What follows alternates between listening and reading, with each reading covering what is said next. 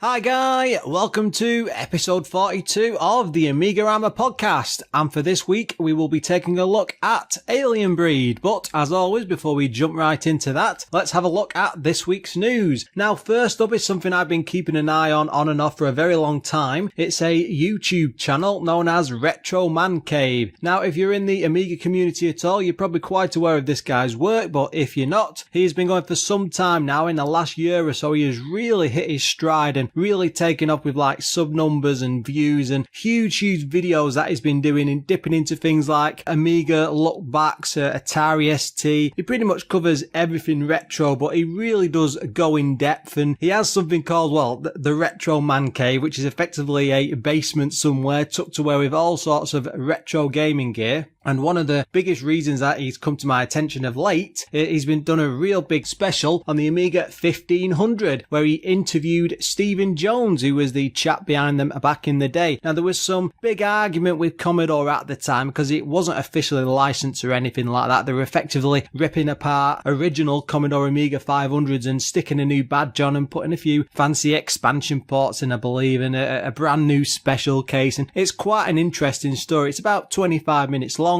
There's a second follow-up piece where he has just face-to-face with him and chatting and interviewing and stuff. It's a really great video to watch, and I will stick a link into the show notes. Now, next up was something I noticed for the Commodore 64. Yes, we can't just be totally about the Amiga. Reset 64 has just released its 11th issue of their magazine. It's featuring reviews of games that featured in the 2017 Game of the Year awards, including Galencia, Lorfarius Z, Rescuing Orc, Planet Golf, and of course the amazing Sam's Journey. They're also featuring a special review of Knights of Bytes, stunning shooter Metal Dust. There's also a Paul Morrison shoot 'em up themed discussion, aptly titled Shoot 'em Up Discussion Kit, and that does tie in with the programming language quite well. But anyway, it's quite a good magazine. It's out on a fairly regular basis. They've done 11 issues so far. I've been flicking through the current one. It's quite entertaining, so I'll stick a link into the show notes.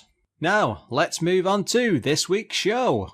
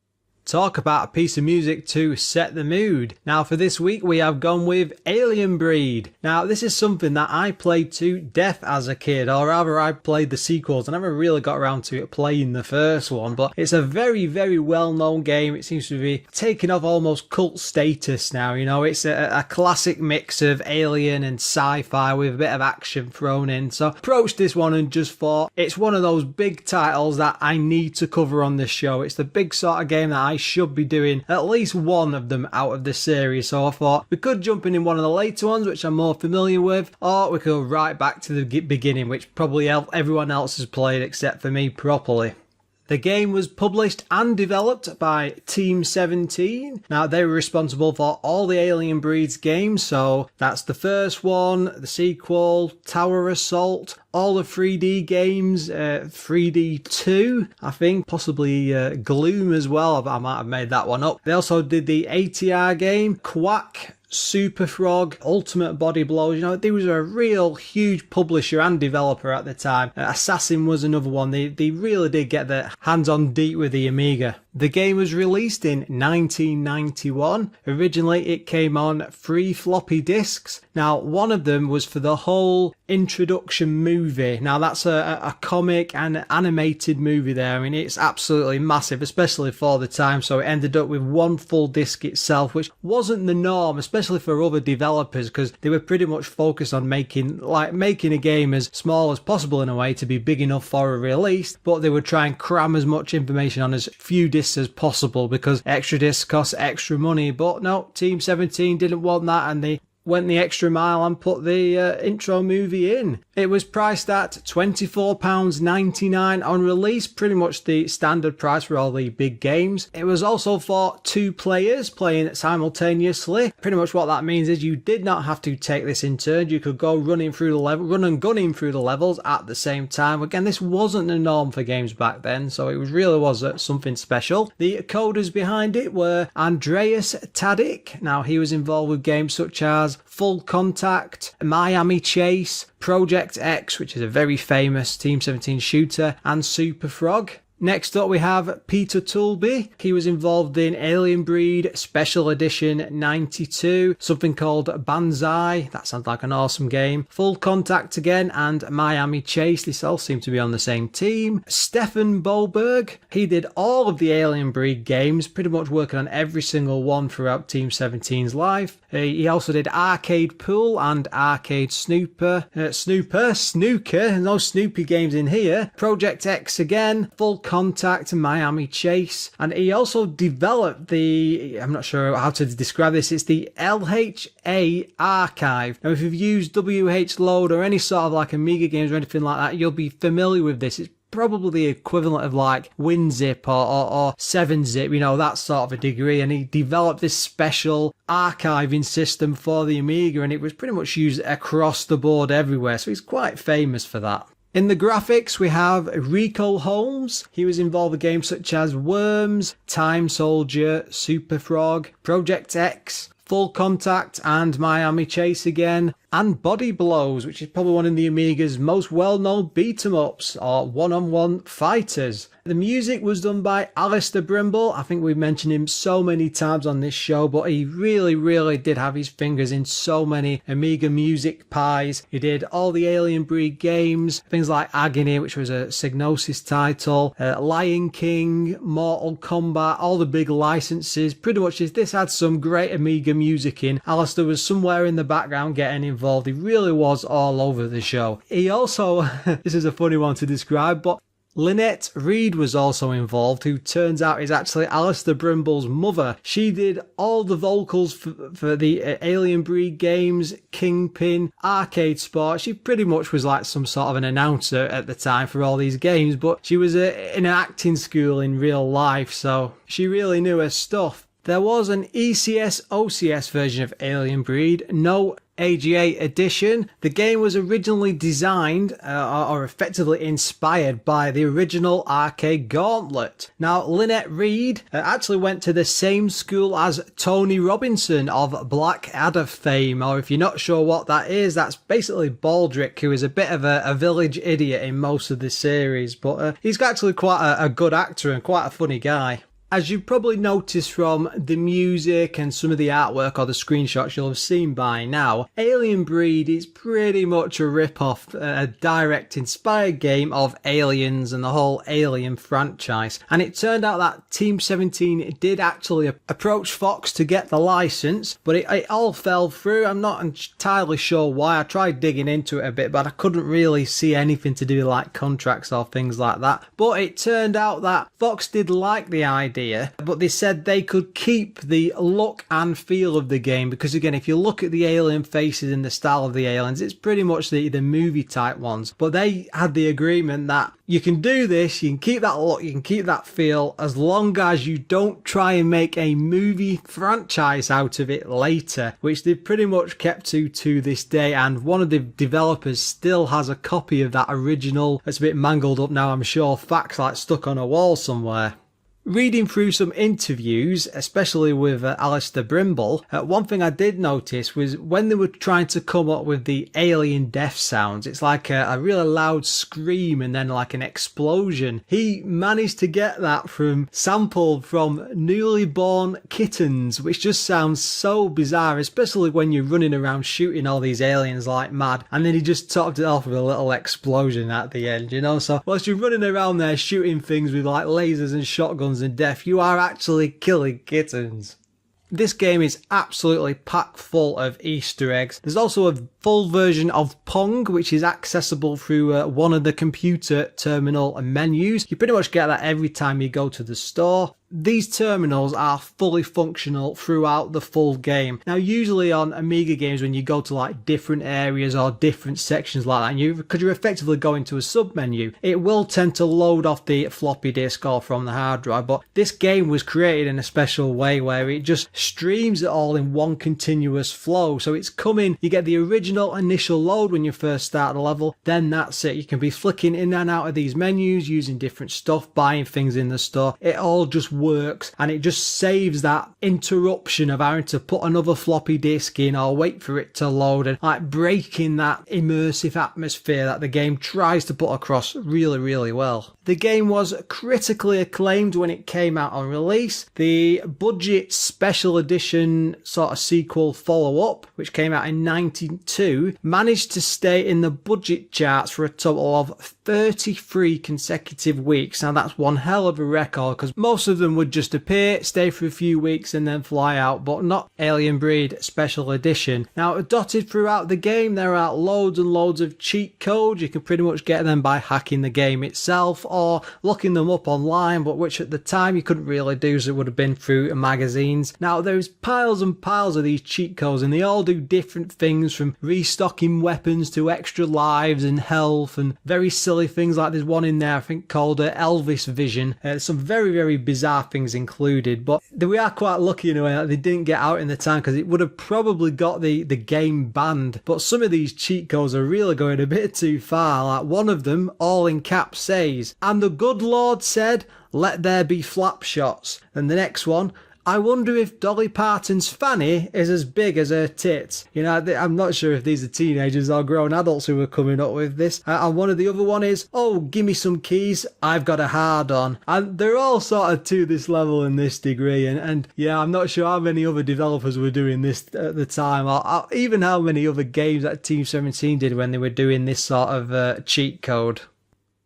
The story disc for this game really has to be seen to be believed. Now, I believe you can go onto YouTube and get full versions of this movie in full. It's only like 3 or 4 minutes long. Again, this is only on a single floppy disk, but it was created in something called Reflections, which I believe is a ray tracing program which came out in Germany at the time. So very, very mixed style compared to what we were seeing in games at the time. And it's a very good mix of real life, like 3D animation with actual like cartoony comic style graphics with text superimposed over the story. It works really, really well. The story is your typical sci-fi fantasy. It's 2191 and the IPCC Miraculous, with its crew of 2 Marine elites, Johnston and Stone, stumble upon an IPC space station, the ISRC-4, which is no longer transmitting and stands motionless in space. Venturing on board to find out what happens, they soon discover not all is as it should be.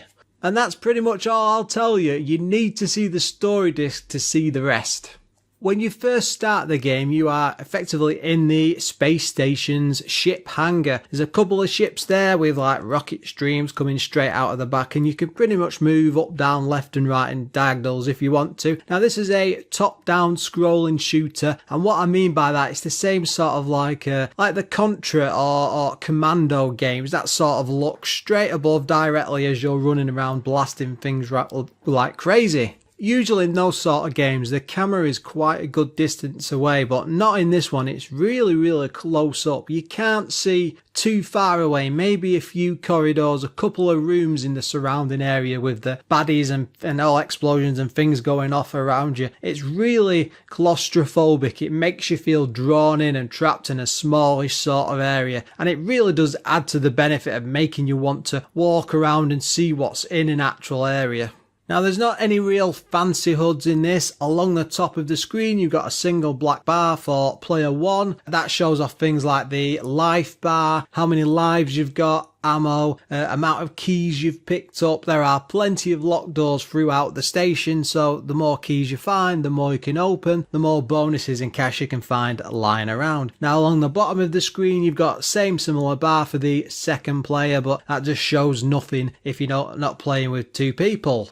Now, as I said before, you can move in all directions, pretty much all 8 directions, so you can run off in diagonal at same speed. There's no like run or anything, you just put in a direction and off you go. The enemies you meet in the game can also move exactly the same sort of way, so you're not running around like crazy and then they're forced to move in just up, down, left and right. They can follow you diagonally, and it makes for some very interesting shootouts as you explore the levels. Now the levels themselves, there is 6 in total, which increase in size the further you go throughout the space station. You do have very quick and responsive controls. They do feel very precise. It's nice and simple. Pressing fire shoots your weapon, running up to a terminal, computer terminal dotted around, activates it, and you can go up and down throughout its menu. Nothing too fancy there. There's not like grenades or extra rockets or secondary weapons or anything like that. There is a story in the game which is dotted around. There's no sort of cut scenes or any sort of like animated character talking. You pretty much just get the intro and that's it. But the computer terminals have lots of logs and text documents that you can work your way around, and you do get to see things like what's been going on with the crew, and the same it's like the sort of thing that's been going on as the station's been taken over by the aliens.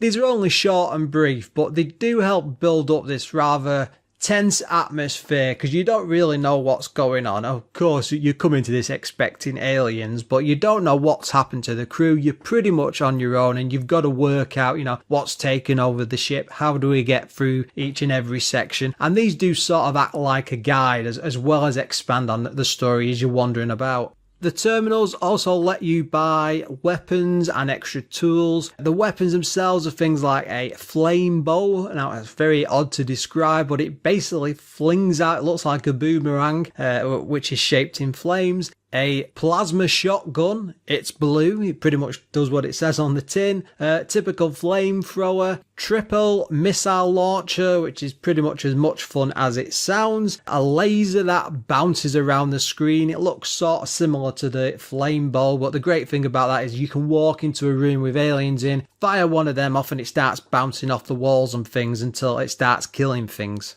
You have to get these weapons from the store, they're not just scattered around. Now, they do cost different prices. The more higher gear just cost a lot more. But the thing is, you can collect tons and tons of money which is just scattered about the floor on the space station. It is all over the place. But by the time you got around level 3, maybe pushing level 4, you can pretty much get the high-end weapons. It doesn't take a great amount of time. They're not say you work your way through to the last level and then you can get that awesome laser. There is also plenty of ammo scattered around throughout the levels, but you can get into a situation where it runs out, and it can be very, very teeth-chattering as you're running down corridors. You've got a few aliens coming after and you've got nothing in the ammo. You've not got like a knife or anything nice and handy to take them out. You need need to be finding ammo all the time. What this means is you can't just run into a situation firing like crazy and blasting away like mad and then just hoping that you'll live through this section, because you will die, and you will die repeatedly. You need to plan your way through these sections. You need to take your time and be careful. It's never a good idea to just run in firing blindly. It's always best to take your time, sneak in quietly, take out a few aliens, and then work your way around like that. But,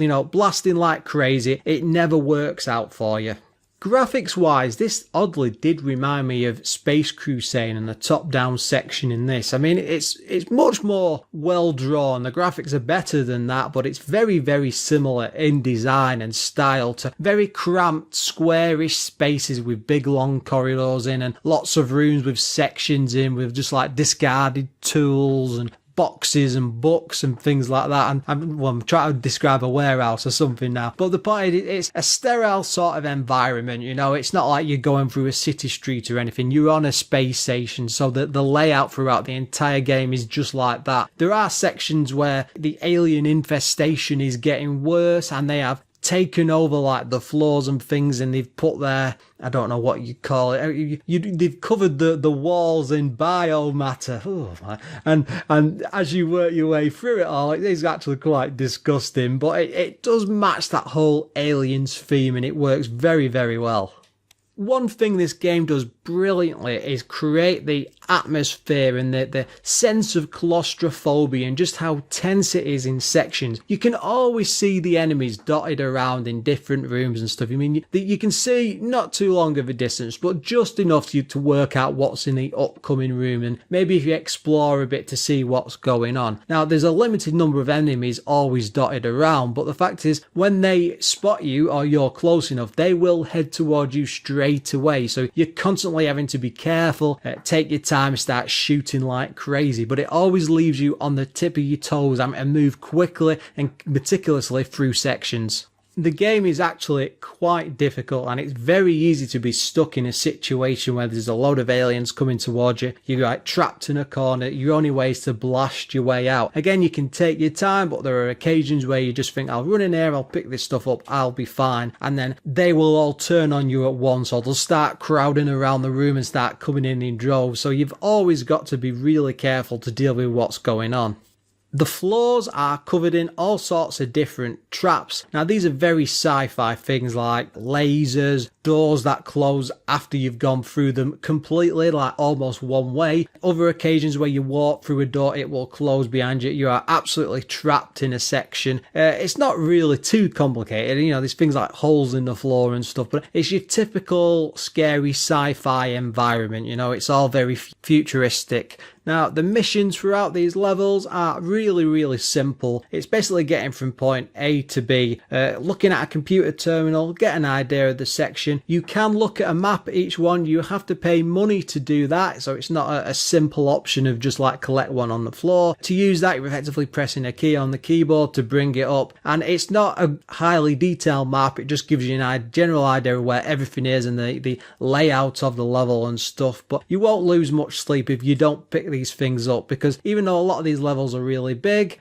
you can pretty much work out where you need to go after a couple of either playthroughs or a few sessions on each level. Some of the missions for levels are actually quite clever though. You will collect something, or you'll open a door, say, or set something off, and in turn this will set off a countdown, and it can be anything from like 60 seconds to a couple of minutes, and you have to make your way to the exit like crazy. And all of a sudden the music changes, it's all like really quiet, and it's just the general sound of the space station usually, but you'll get this like alarm sound, and like the sirens going off, and it becomes really intense, and you've got to run like crazy to get to the end of the level or you die. But the entire level goes dark, and it all goes red as if it's like infrared like bulbs off in the background all lighting your way through, and it really creates this intense atmosphere. And it's only for like a brief short while, but you have to scarper, and at the same time the aliens seem to be in a bit of a panic as well, and they really will go for you in these sections.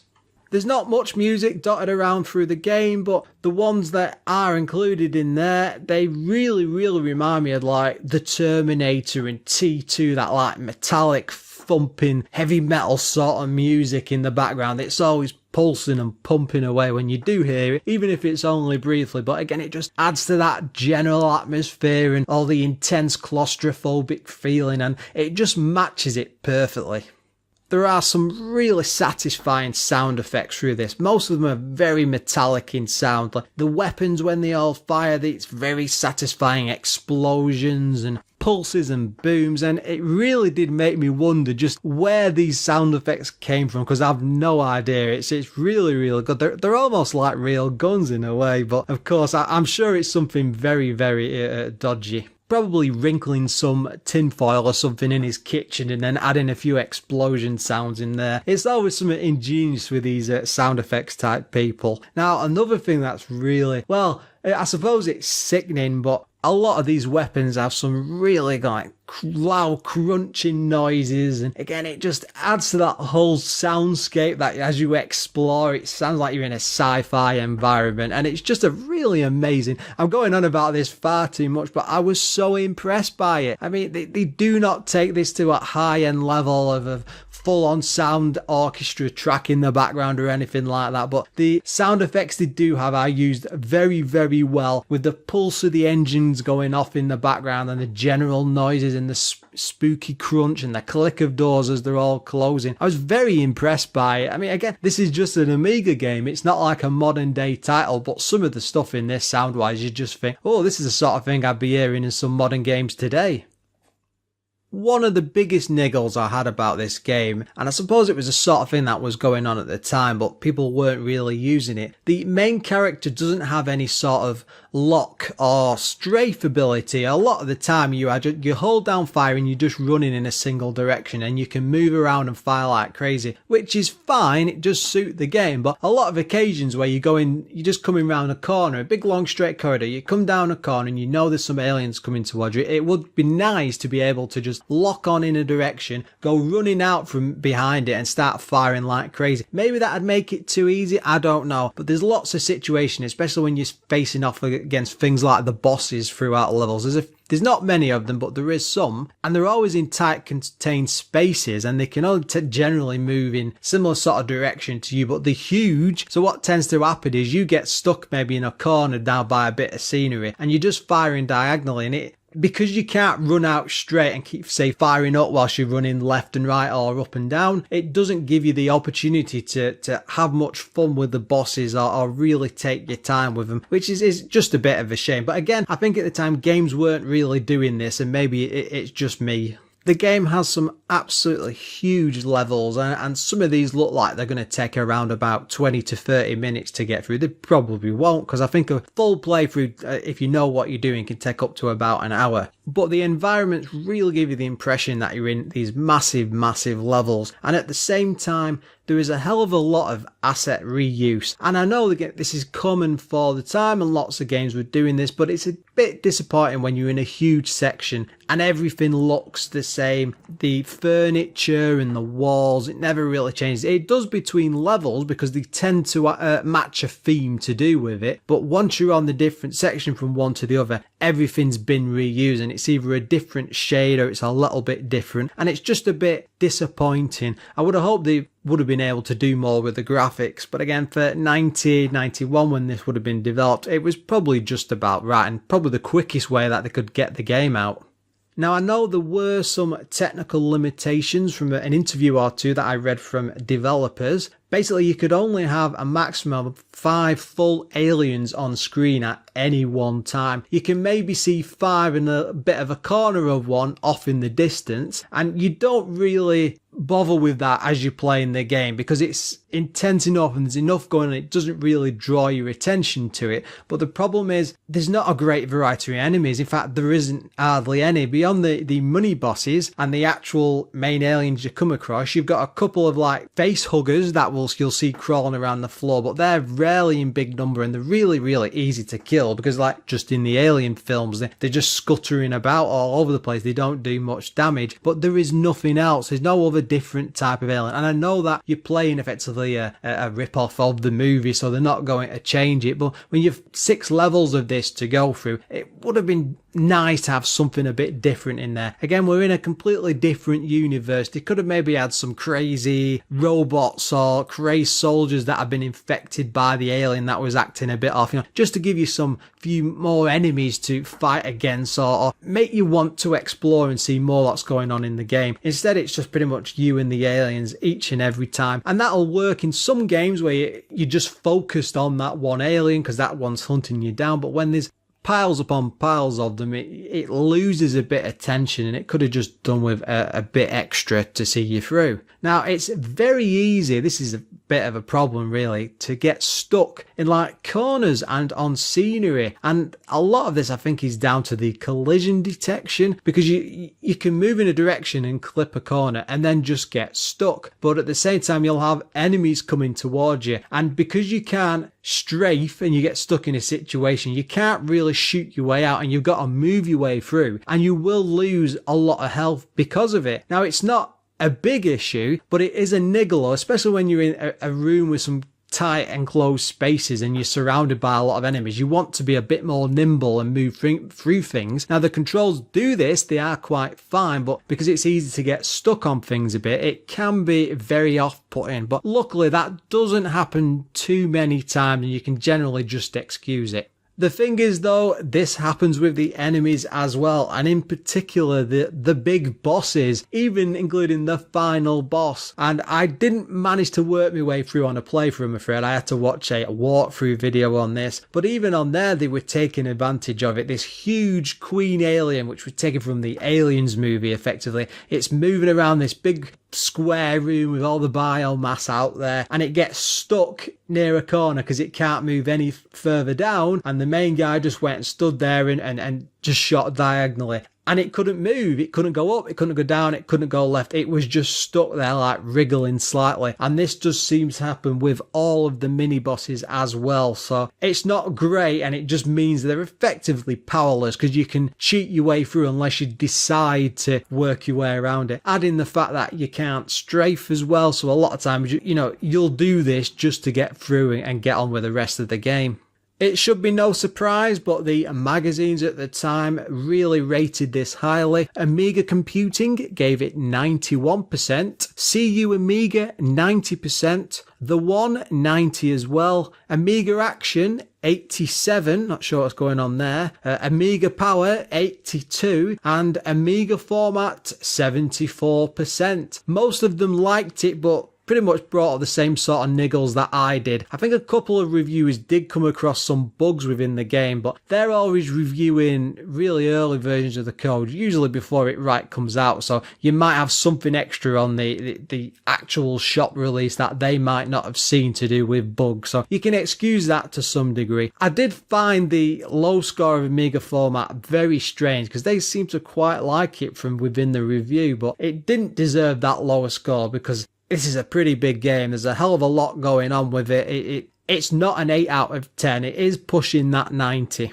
For the time, it's an incredibly tense experience. It really, really is like oozing and dripping with scary atmosphere. It's very cramped. You feel claustrophobic. You're responsible for your own life. You've got to survive. And it does instill that fear as you play. And they have made a perfect version of the Aliens movie. It's no surprise that Fox wanted to let them bring this out. As I said earlier, I really love the music on this. There's not much of it. There's a few big songs going throughout. They do seem to play at just the right time though, usually in pretty intense situations. When you've set off a countdown, you've got to rush through and the alarms are going off. Some music kicks in when you die or at the end of the level. It really does help create this whole soundscape atmosphere of it's really scary in there, you're on your own and you've got to survive.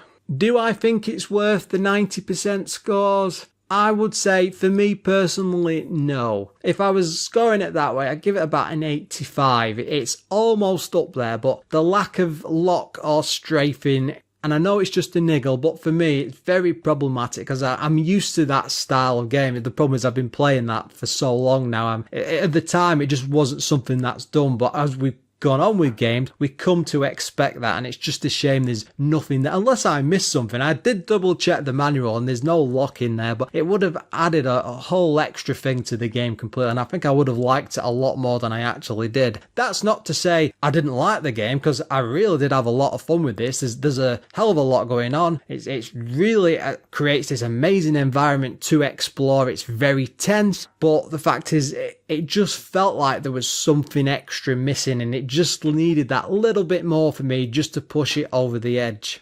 Now, I did say that the game came with 3 discs, one of which, of course, is the movie. You can boot it just with the second disc, and I will say, thankfully, with the second disc, because that would have annoyed me like crazy back in the day if I'd have been stuck with that and you had to watch this movie every single time, because you can't really skip through it. But again, you don't have to load it, but it's not too bad of a thing. The thing is, once you've seen the movie, there's not a lot to go back to. It's only a few minutes long. It's not amazing. It's more impressive for the time, because people wouldn't have really been used to seeing that sort of thing.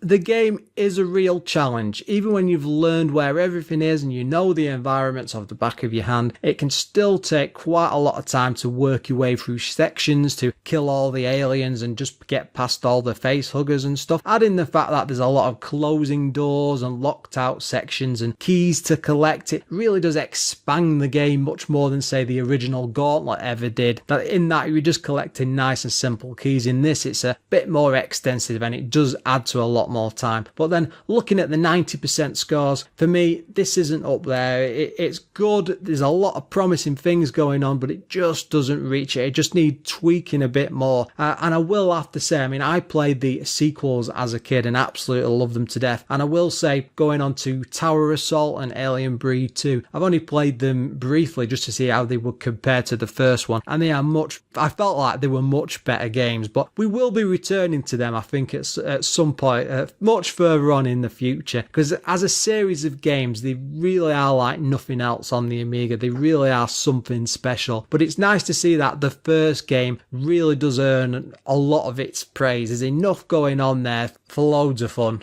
And with that, just before we finish the show, I would just like to take a moment to thank all of our Patreon supporters. Again, this show would not be possible without their support, because it really does help to pay the bills and keep us on the air. And a big thanks to Adam Bradley, Figgy/CTZ, Graham Vebke, Jason Warnes, O'Brien's Retro and Vintage, Retro Ravi, Sneff and Treble.